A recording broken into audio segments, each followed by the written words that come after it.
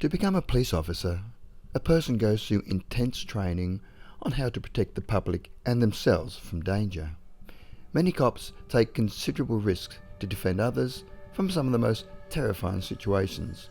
However, sometimes the threat isn't human. Sometimes the threat is paranormal. We found some real-life paranormal experiences recorded from the line of duty. These are 10 real-life stories from on-duty police officers taken from the officer.com forums.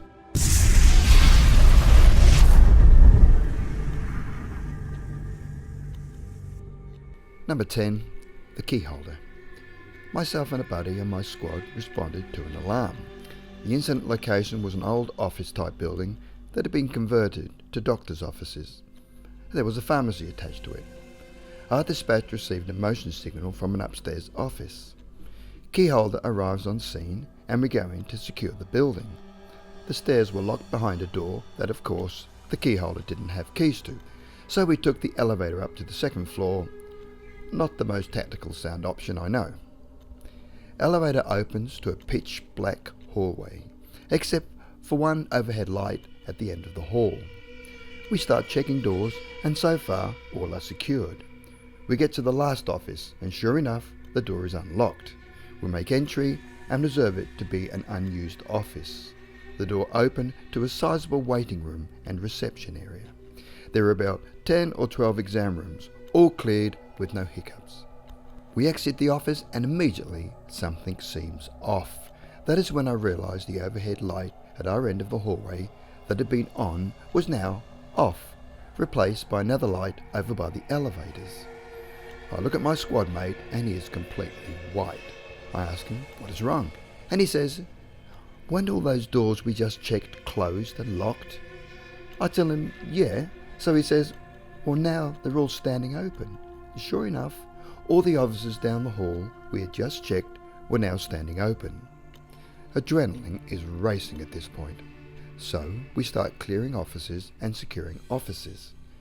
We finish the last office and on our way out, just before we turn the corner to get into the waiting room, the main door just slams shut.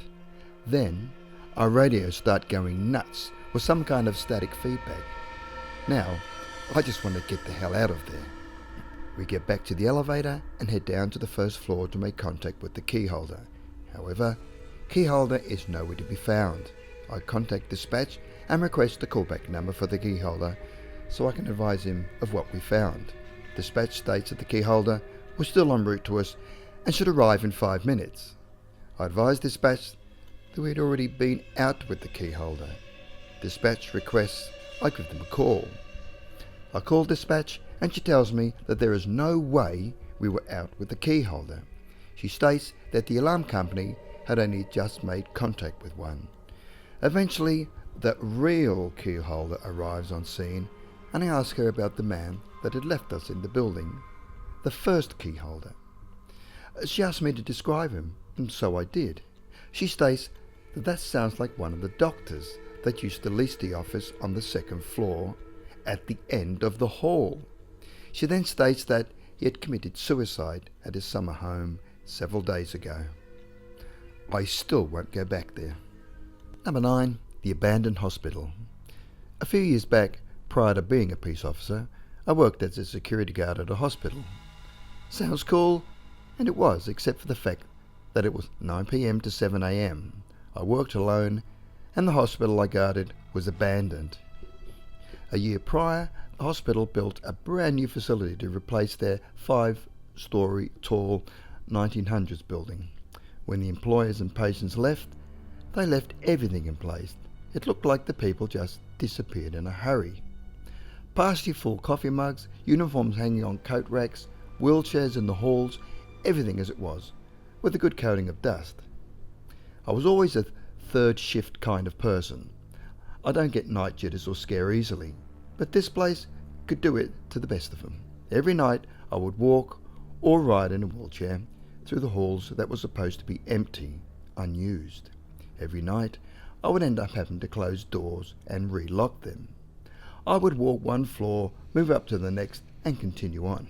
I got a little shaky when an hour after already walking a hallway, I would have to turn off the same hall lights and close the same doors again in the building. Or when I would be walking a hall and then I would hear footsteps on the floor above me, doors opening and closing, elevators moving from floor to floor, phones ringing, nurse call lights going on, etc. There were only 3 times I got "I hate this shit" feeling. First time, I was checking offices on the 4th floor. There was a light on in a locked hallway. No surprise, this hallway hasn't been renovated since the place was built. Short of electricity, so everything was from the 1920s. Unlock the door, flip the lights, walk out, relock the door, and turn to leave. Behind me, I hear the flip of a light switch. Through the frosted glass, I see the lights went back on. I left the hallway alone that night. Second time was riding an elevator between floors. I was taking the elevator to the top floor, when at about the 4th or 5th floors, I hear laughing and muffled talking. It kept getting louder as it got higher. Elevator makes it to the 5th floor, doors swing open, and absolute silence. Of course, every light was on the floor, even in the patient rooms. I checked high and low, not a single living and breathing person in that place, except for me. Third, and worst of all, it was just an average night. I'm on the lower level, locking a door in a corridor. The door had a glass middle, but on the backside, it was covered by white tape. The room it led, it was dark, and the hallway a few feet behind me was partially lit, so the glass acted like a perfect mirror. Everything normal. Key and lock clicks, turning the key. When behind me, I see the full outline of a person walk past me in the hallway. Clear as day, just a full shadow of a person walked past. I froze only for about a second and then ran into the hall after the supposed person. No one. Just silence. Awesome gig, but after a year it felt like I should have been an exorcist with all this stuff happening. The other guards that worked on the days opposite to mine had the same stuff happen, except they always saw nuns walking into rooms just outside of an old rectory chapel on the 3rd floor. Number 8. Did you see Grandma? When I was a municipal cop, I was sent to a missing person runaway juvenile call. The town I worked in was inner city and poor, but it was one of the better streets in town, and the family was doing all right. The husband and wife were both educators. While I was taking the report of their runaway teenage daughter in the family living room, an older daughter who was in the room pointed towards the hallway and yelled, "Grandma!" The husband ran into the hallway yelling, "Ma! Ma!" The husband returned to the living room and asked, "Officer, did you see her? Did you see my mother?" I told him I had not and asked him why it was remarkable that his mother had walked down the hallway. Well, the husband replied, "She died last year. We see her walking around the house all of the time." I took the rest of the report while standing on the front porch. Number 7. The Eyes That Watch. I work for a tribal police department, and believe me, the spirits here can get to you. There is a section of Florida Road between Dade and Collier counties known as the Western Camps. Dade Collier Airport is located there. While on midnight shift, I was patrolling this area and called an area check. My radio worked absolutely fine. Just then, that commercial for the movie Fourth Kind played on my FM radio. I immediately became spooked.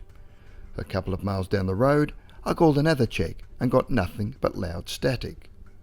Since I was near the end of my check, I decided to turn around, and when I did, I froze. Tons and tons of eyes staring at me from in the water, in the trees, and on the road. I couldn't tell whether they were alligators or what, but I flew back east to familiar territory. Another officer who works with us said he was doing the same check and heard someone knock on the back window of his patrol car while he was stopped.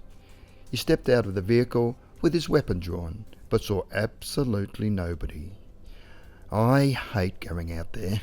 Number 6. This happened in the early 1980s when I was an officer with the Oklahoma City Police Department. One week I noticed that several officers' cars had GHOSTBUSTERS stickers stuck to the windows. I was confused and asked one of the guys, what was with all the Ghostbuster stuff?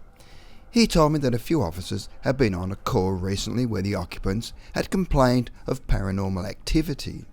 I wasn't there, but my buddy said that when the officers arrived at the house, the residents were outside, terrified, while the sounds of banging doors and shattering glass came from inside the house. The officers thought an intruder was inside, so they brought a canine, Red, to help clear the property.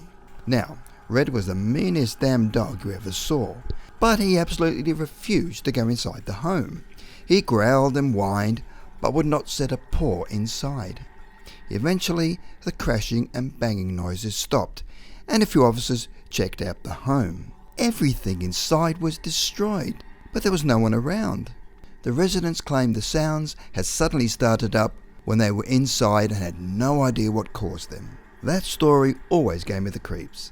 None of the guys ever really talked about what happened because they were afraid everyone would think they were crazy. Number 5. The SHADOWMAN. I was sitting on the flat of a hill monitoring traffic. It was about 2 to 3 a.m. Where I was sitting, it's a well-known spot where an unsolved murder victim was found about 26 years ago. No other officers would sit here, even though citizens are constantly doing 15 to 20 miles per hour over the limit in this area. As I was sitting there, I saw a shadow cross the back of my unit, coming from the passenger side. Almost immediately afterwards, the shadow came up to the driver's side of my unit, then across the front. Mind you, it's completely dark in this area, and the only lighting around me is from the moon. Thinking the worst, I turn on all my lights to see who or what is around me. Nothing. I figured it was time to leave that area. Once I got to a lighted area, I stopped and realised that my camera was recording from where I hit my emergency lights. I reviewed the footage, and you can see where a figure starts from the driver front of my unit, then for half a second the entire camera goes black, as if someone put their finger over the lens. Then it goes back to normal. Needless to say, I haven't sat back in that spot. Number 4. The Haunted Church. I used to work for a private police security firm as a patrol supervisor. On one of my patrol routes, we had a huge church that was also a private daycare and kindergarten. It was my responsibility to clear and secure the building every night between 3 and 4 a.m. due to recent instances of doors being found left open in the morning. In the early 1900s, the building was a schoolhouse, and supposedly a fire killed several children trapped inside.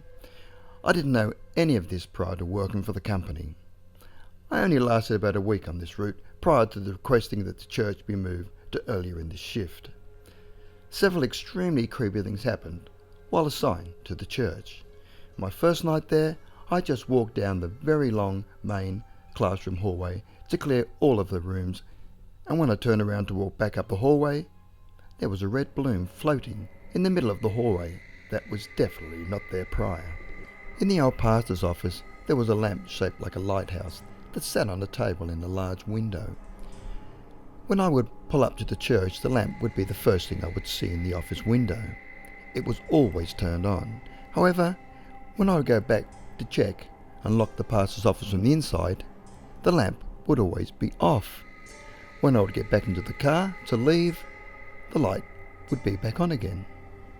One weekend, the church was having a bake sale and the kitchen was full of plates of cookies and brownies, etc. There had been a note left on the door telling us, security, that we could help ourselves to anything in the kitchen within reason. I cleared the kitchen and noticed a large plate of chocolate chip cookies. I continued past the plate to clear the rest of the kitchen, and when I went back to the plate of cookies, there were only 3 left, where there had been once been at least a dozen or more. I also had the usual phenomena of previously closed locked doors being found open just seconds after closing and locking them. Another officer that filled in for me one evening quit the very next day because he reported that as he was checking the main chapel, the pipe organ started playing by itself. Number 3. The water tower. I got a call for an alarm at a new water tower they're building. Alarm company also has cameras on the site, so when the alarm activated, so did the cameras. The alarm company advised that there were 2 teenagers observed going under a sign. I was already in the area, so I was on scene quickly. The alarm company stayed online and said they have not passed the camera again. A few more units get there and we're checking the site for this sign. Well, we find it, but it's not a sign, it's a piece of construction equipment. And when you go under the sign, it leads to only one place, the entrance to the water tower. So we go inside and immediately hear people talking. We shine our lights towards the next landing and it stops. So we are giving commands but get no response. We're considering climbing up the tower, but the ladder is being held on by a climbing gear carabiner and we can't figure out their harness system. We call one of the workers, who takes a short while to get there. We're sitting inside the tower because it's cold and decide to turn our lights off. After a minute, the talking resumes along with what sounds like someone walking or shuffling around. So we shine the light up and it stops. We do this 3 or 4 times and it's the same thing. Guy finally gets there, goes up a ladder, checks that level, then next level, then the actual bowl. No one was up there. Number 2, a school that isn't quite right. My senior colleague told me about this one school in Oahu, Hawaii, that has a statue. 2 officers were sent there because the alarm was going off and both walked past this statue that is outside on campus. The officers didn't find anyone inside the school, and after the case was finished, the 2 officers asked each other if either had seen the statue's head turning to look at them. Apparently, they'd seen it move. That same school is also notorious for having false alarms when the school is closed. The school installed a microphone in the classrooms and during one call picked up the laughter of children. Only the voices were shimmering or moving in and out. I can't describe it. I got sent to that school last week for an alarm going off in the classroom, and again the dispatcher said they could hear children. However, the school was closed and there wasn't a kid around. The doors and windows were locked too. Weird. Number 1, the fallen officer. It was the second week of April a few years ago.